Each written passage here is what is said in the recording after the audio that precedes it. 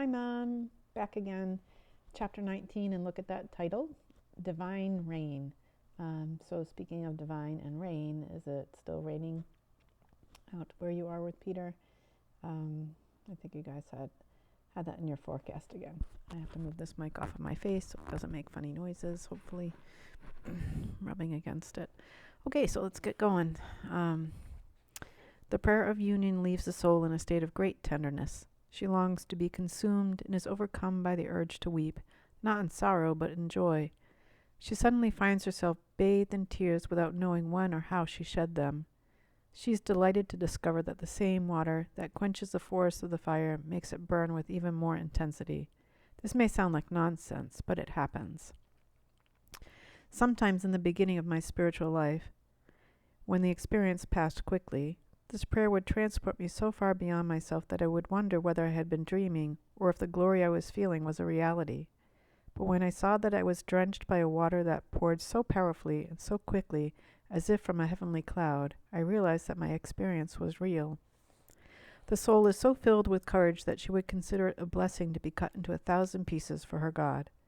This state of prayer triggers sweeping resolutions, heroic promises, and ardent desires. The soul clearly perceives the vanity of the world and begins to develop contempt for it. This prayer refines and elevates the soul far more than any degree of prayer so far. Her humility is deeper too, because she sees that she had absolutely nothing to do with the generous and magnificent gift she is being given, and that she is equally powerless to hold on to it. Her own unworthiness becomes painfully apparent, for cobwebs cannot hide when sunlight floods into a room. Good image. She is so far from conceited at this point that she cannot imagine that she ever suffered from false pride. Since the soul barely gave her consent for the blessed state she is in, she sees with her own eyes that she herself is capable of little or nothing.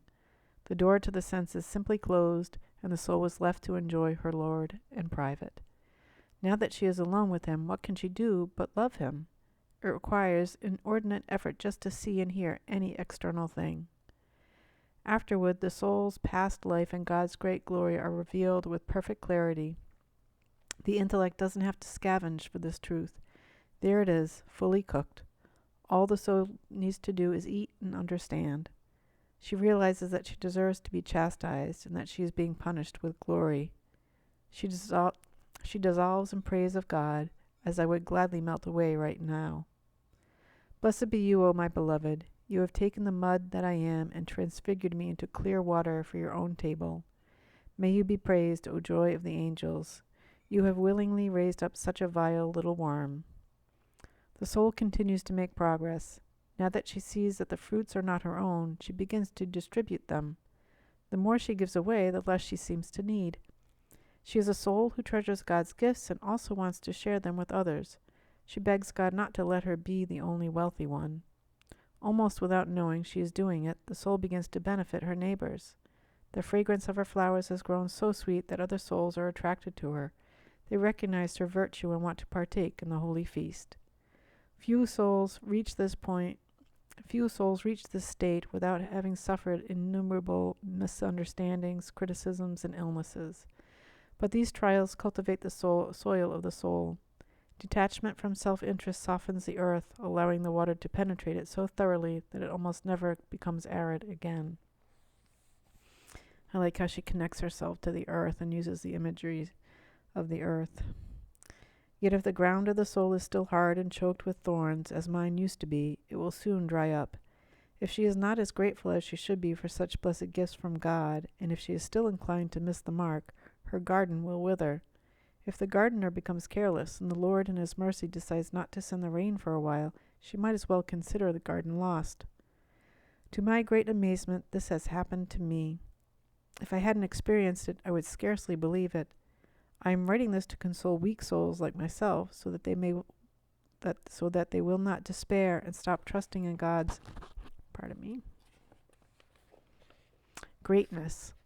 Even if they fall after the Lord has raised them up so high, they should not allow themselves to become so discouraged that they lose their way. Tears gain all things. Water draws down the other.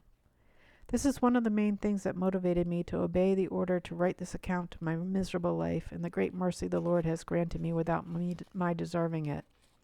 Being what I am, I have repeatedly offended him. I wish I had real authority so that people would believe what I have to say. Please, Lord, give it to me now. I repeat, let no one who has cultivated the practice of contemplative prayer grow discouraged and say, if I end up reverting to my old ways, it would be better for me to give up prayer altogether. I believe things will get worse if the person abandons prayer and refuses to quit his bad habits. But if he stays the course, prayer will carry him into the harbor of light. This is exactly how the spirit of evil attacked me. As I have mentioned, I wasted precious time worrying that I lacked the humility necessary to be worthy of practicing prayer. And so for a year and a half, I did not pray at all. Well, for at least a year anyway. I don't quite remember about the other 6 months. All I succeeded in doing was plunging myself into hell. I didn't need any devils to drag me there. Oh, God save me. What blindness. The spirit of evil is smart to lend its hands in this way, luring the soul away from prayer. The traitor knows that a soul who perseveres in prayer is lost to him. Thanks to the goodness of God, every time the spirit of evil trips such a soul and makes her fall, it is only helping her to leap up again even higher in service of the Lord. No wonder the spirit of evil is so concerned. O my Jesus, what a sight it is to see you reach out your merciful hand and raise a soul who has fallen after she had already attained such an elevated state. Then she clearly perceives the multitude of your blessings and the depth of her own wretchedness. She acknowledges your vast power and dissolves into you. Here she does not dare lift her eyes. Here she lifts her eyes. She recognizes her tremendous debt to you. Here she becomes devoted to the Queen of Heaven and begs her to intercede with you. Here she invokes the help of the saints who also fell after you had already called them. Here she considers herself unworthy of the very ground she walks on. She cannot believe she deserves all the blessings you have given her. Here she approaches the sacraments with living faith in the power that God has placed in them. She praises you because you have left the healing ointment for our wounds that not only soothes them, but completely eliminates them. The soul is amazed by all this. Who wouldn't be amazed, Lord, my soul, to witness so much mercy? How could anyone fail to be moved by such a huge favor bestowed in exchange for such an ugly betrayal? I am a wicked person. I can't believe that my heart doesn't shatter as I write this. Thank you, my beloved, for this gift of crying.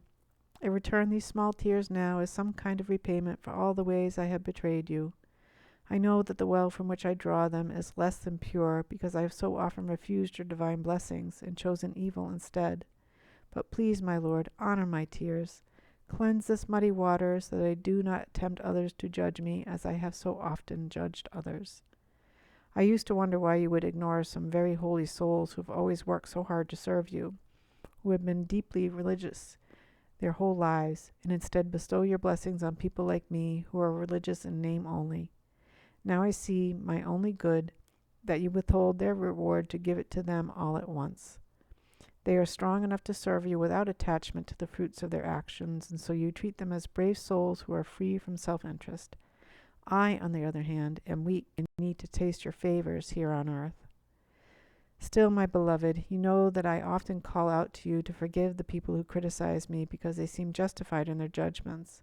This impulse arose during that time when you, in your great goodness, were helping me to learn not to offend you. I was trying to give up all the things I thought might displease you, and you responded, my beloved Lord, by beginning to open your treasure box to your servant. It seemed like you had simply been waiting for me to be ready to receive your divine jewels. Soon you were not only giving them to me, but letting other people know that you had given them to me. No matter how obvious my wickedness, some people didn't realize how wretched I was, and they began to put me on a pedestal when they found out about these divine favors. This was quickly followed by a wave of criticism and persecution from another faction. I was more inclined to agree with the second group, so I didn't blame anyone for blaming me. In fact, I implored you, my God, to recognize how right they were. Here are some of the things they were saying about me. She's trying to make herself out to be a saint. She's introducing innovations without even having managed to comply with the observance of her own monastic rule. She is nowhere near as good and holy as the other sisters in her house. I must admit, I don't believe I will ever attain goodness until God himself gives it to me from his own goodness. She's actually detracting from the goodness of our community by replacing perfectly good customs with bad ones. At least she is trying her best to convey these negative teachings. And she's capable of causing terrible damage. I'm not saying it was only my sisters who participated in the slander. There were other people too. But those who accused me were innocent. They taught me things about myself. These must have been true things because it was you, Lord, who permitted them. Once in the midst of this persecution, I was reciting the hours, and I came to this verse. You are righteous, O Lord, and your judgments are upright. What a great truth, I thought. For the spirit of evil has never had the power to tempt me to doubt that you, my God, empower every good thing or to question a single article of faith. Rather, it seemed to me that the more my faith transcended the mundane world, the stronger it grew. This thought enkindled my devotion. When I reflected on your omnipotence, I recognized your power to shower me with your majestic gifts. I have never doubted this power, but I still could not help wondering why you would choose to hold your blessings back from so many souls who serve you so faithfully and yet give them so generously to someone like me. Then, my Lord, you said me, stop meddling, you said, and just serve me. This was the first time I ever heard your voice, and it scared me. Later I will say more about these spiritual voices. It would only be another digression to elaborate on this topic now, and I have digressed more than enough already. I hardly know what I've said. How could it be otherwise? My readers are just going to have to put up with me. When I reflect on the patience with which God has treated me and notice my present state, I am transported all over again. I lose the thread of what I've been saying and what I meant to say next. May I always be so foolish. May His Majesty never again grant me the power to offend Him in the slightest degree. May I be consumed in the fire of prayer. He has abundantly proven His mercy by forgiving me over and over again for the ingratitude I have shown Him. When St. Peter was ungrateful, the Lord pardoned him once, but He has pardoned me many times. No wonder the spirit of evil was able to slip in and tempt me. In public, I was pretending to be best friends with the one whom I was treating like the enemy in private. How blind I was. Where, my beloved, did I think I could find a remedy other than in you? What foolishness! I ran away from the light just to stumble through darkness. Such proud humility! The spirit of evil convinced me to release my hold on the pillar and the staff that supported me and kept me from falling. I am making the sign of the cross as I write this. I don't think I ever passed through any danger as grave as the one in which the spirit of evil lured me away from prayer under the twisted pretext of humility. It made me question how someone as wicked as I could dare to approach God in this way. Wasn't it enough for me to recite the obligatory vocal prayers like everyone else? I didn't even do that well. To attempt to engage in silent communion with God, the spirit of evil suggested, was to display a severe lack of reverence and appreciation for all the favors God had shown me. It was right to think about these things and try to understand them, but it was very wrong to use it as an excuse to give up on the practice of prayer. May you be blessed, Lord, who came to my rescue. It seems to me that this is the same way Judas was tempted, although the traitor did not tempt me quite as openly. Instead, what he did to Judas in one moment, he did to me little by little. For the love of God, let all who practice prayer be on the lookout for such temptation. Know that my life was an utter mess when it didn't have prayer in it. What a fine remedy the spirit of evil offered me. What pretty humility, and what terrible agitation. But how could my soul be calm? It was drifting further and further from its true quiet. When I remembered the blessings and mercies I had received, the pleasures of the world looked disgusting to me. I am astonished that I could endure this. It was only hope that enabled me to go on. I'm not sure exactly what I was thinking at this time. After all, it was more than 20 years ago. But I do recall that I never abandoned my determination to resume the practice of prayer eventually. I was just waiting for the day when I would be free from sin. Oh, how far astray this hope led me. The spirit of evil would have gladly kept me hoping till judgment day and then delivered me straight to hell. Probably pretty hard to be free from sin without the power of prayer in your life. The practice of prayer and spiritual reading revealed the truth about the bad road I was following. But even though I beseeched the Lord with copious tears, it was no use. I was too wicked. There I was, separated from prayer, amusing myself with trivial activities, exposed to 1,000 opportunities to miss the mark, and with little help in sight. Kind of sounds like today, and trivial activities were full of them, entertainment and numbing. No help actually, except for help in sinning. What else could I possibly expect besides what happened to me as a result of these conditions? A certain Dominican friar named Vicente Barron deserves the credit for waking me from this sleep. He is a learned man and worthy in the sight of God. He made me receive communion every 2 weeks, and I began to return to my senses. I became less and less attached to my wicked ways, although I didn't entirely stop offending God. Since I had not lost the path altogether, however, I picked up my progress and slowly, gradually advanced, repeatedly stumbling and picking myself up again. Anyone who does not fail to keep walking will eventually arrive at his destination, even if he's a little late. Giving up on prayer is the same thing as losing your way. May God, being who He is, liberate us. For the love of God, pay close attention to my example and learn from it. It should be obvious from this. Hold on, pause.